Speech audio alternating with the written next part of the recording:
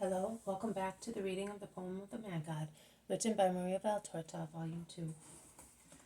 Chapter 156. Annalay devotes herself to God as a virgin. 6th May 1945. Jesus, with Peter, Andrew, and John, knocks at the door of his house in Nazareth. The door is opened at once by his mother, whose face brightens with a beautiful smile on seeing Jesus. "Welcome home, my son. Since yesterday I have had with me a pure dove waiting for you." She came from far away. The person who brought her here could not stay longer. As she had asked for my advice, I told her what I could. "But only you, my son, are the wisdom. You are welcome too," she says to the disciples. "Come in and refresh yourselves." "Yes, stay here. I am going at once to see the girl who is waiting for me." The three disciples are very curious, but show their curiosity in different ways. Peter stares intently in all directions, almost hoping to see through the walls. John looks as if he wanted to read on Mary's face the name of the unknown girl. Andrew, who on the other hand has blushed, stares intently at Jesus, and both his eyes and his lips seem to be trembling with a silent entreaty. Jesus pays no attention to any of them. While the three make up their minds and go into the kitchen, where Mary offers them some food in the warmth of the fireplace, Jesus draws the curtain that conceals the door opening on the kitchen garden and goes out into it. The mild sunshine makes more airy and dreamlike all the blooming branches of the tall almond tree. The only tree in blossom, the tallest in the kitchen garden, looks splendid in its silk-white pink dress. Compared with the poverty of all the others, the pear tree, the apple tree, the fig tree, the pomegranate, the vines, which are still all barren, stately in its soft, bright veil, which contrasts with the drab humility of the olive trees. It seems to have caught with its long branches a wispy cloud, lost in the blue field of the sky, and to have adorned itself with it to say to everybody, "The wedding of springtime is coming. Rejoice, plants and animals. It is the time for kisses with the winds, the bees, the flowers. It is the time for kisses under the tiles or in the thick of woods. O little birds of God and snow-white sheep, kisses today, offspring tomorrow, to perpetuate the work of our Creator God." Jesus, with his arms folded on his chest, standing in the sun, smiles at the serene gracefulness of his mother's kitchen garden, with its bed of lilies recognizable from their first leaves, its still bare rose bushes and silvery olive leaves, and many other families of flowers spread among the humble beds of legumes and vegetables, which are just becoming green, clean, tidy, and unassuming. It also seems to exhale the purity of perfect virginity. "Son, come to my room. I will bring her to you," because she ran there when she heard so many voices. Jesus enters his mother's room, the most chaste little room, which heard the words of the angelical conversation, and which exhales, even more than the kitchen garden, the virginal, angelical, holy essence of her who has lived in it for years, and of the archangel who venerated his queen in it. Have 30 years gone by, or did the meeting take place only yesterday? Also today, a distaff holds its soft and almost silvery tuft of wool, and the thread is on the spindle, folded embroidery is on the shelf near the door, between a parchment roll and a copper amphora in which there is a thick almond branch in bloom. Also today the striped curtain, lowered on the mystery of the virginal dwelling, is moved by a gentle breeze, and the bed, neat in its corner, still has the genteel look of the bed of a girl who has just reached the threshold of youth. What will one dream, or has dreamt of, on the low pillow? The curtain is softly raised by Mary's hand. Jesus, who was contemplating that abode of purity, standing with his back to the doors, turns round. Here, my son, I have brought her to you. She is a little lamb. You are her shepherd. And Mary, who has come in holding by the hand a slender, brunette young girl, who blushes vehemently when she appears in Jesus' presence, quietly withdraws, letting the curtain down. Peace to you, child. Peace, Lord. The girl, deeply moved, is speechless, but she kneels down and bows her head. Stand up. What do you want from me? Do not be afraid. I am not afraid, but now that I am in front of you, after longing so much, what seemed easy and necessary to tell you, I cannot remember. It does not seem what it was. I am silly. Forgive me, Lord. Forgive me, my Lord. Do you want a grace for this world? Do you need a miracle? Have your souls to convert? No? What then? Speak up. You had so much courage, and now are you losing heart? Do you not know that I am the one who increases strength? Yes? You do? Well then, speak, as if I were a father for you. You are young. How old are you? 16 years, my lord. Where have you come from? From Jerusalem. What is your name? Analea, the dear name of my grandmother and of many more holy women of Israel, and joined to it to make one only, the name of the good, faithful, loving, meek wife of Jacob. It will be a good omen to you. You will be a model wife and mother. No? You are shaking your head. You are weeping. Have you been rejected? No. Your fiancé perhaps died? Has no one proposed to you yet? The girl always shakes her head. Jesus takes a step forward, caresses her, and forces her to raise her head and look at him. Jesus' smile overcomes the girl's excitement. She takes heart. My Lord, I could be a wife and a happy one, thanks to you. Do you not recognize me, my Lord? I am the girl who suffered from tuberculosis, the dying fiancé, whom you cured at your John's request. After your grace, I have had another body, this healthy one, in the place of the dying one I had before. And I have had another soul. I do not know, I did not feel the same, the joy of being cured, and consequently, the certainty I could get married. My regret in dying was that I could not get married. They only lasted for a few hours, and then the girl becomes franker and franker. She finds the words and the ideas that she had lost in the excitement of being alone with the Master. And then I felt that I should not be only selfish and say only, now I will be happy, but that I should think of something else, something that came to you and to God, your Father and mine, something that, although small, should express my gratitude.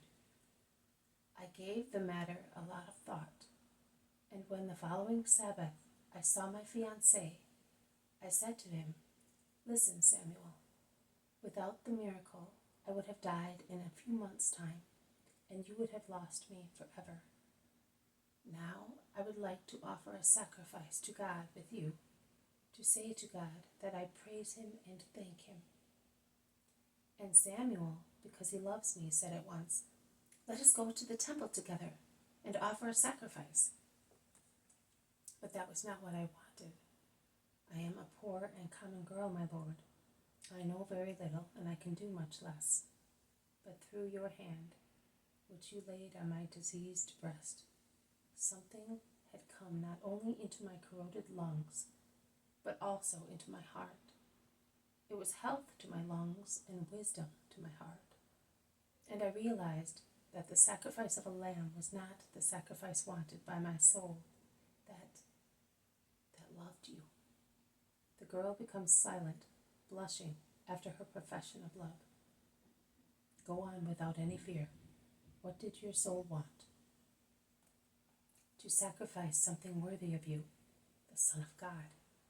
And so I thought it should be something spiritual, like what comes from God, that is, the sacrifice of postponing my wedding for your sake, my Savior. A wedding, you know, is a great joy. When one is in love, it is a great thing. One longs to, is anxious to celebrate it. But I was no longer the same person as a few days previously. I no longer wanted my wedding as the dearest thing. I told Samuel, and he understood me.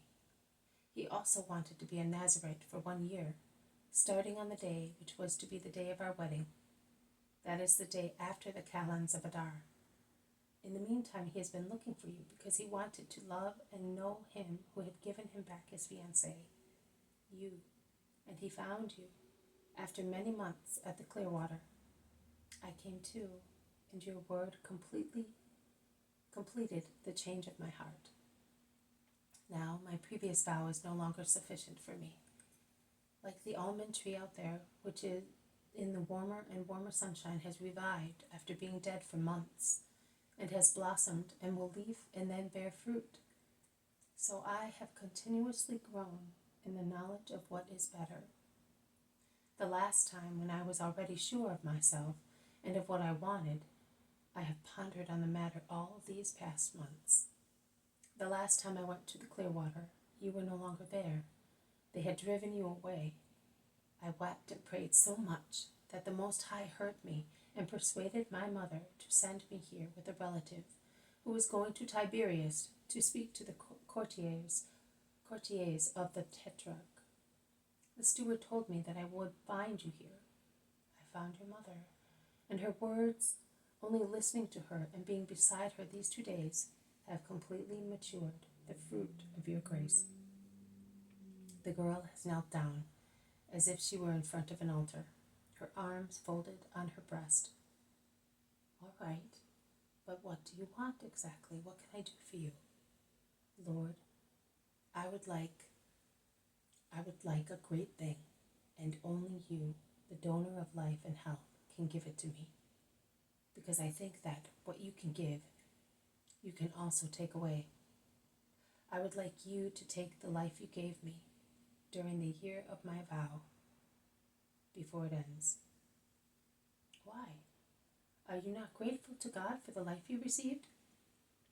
So grateful, infinitely, but for one thing only, because by living by His grace and by your miracle, I have understood what is best, which is to live like angels, as your mother, my Lord, as you live, as your John lives, the 3 lilies, the 3 white flames, the 3 beatitudes of the earth, my Lord.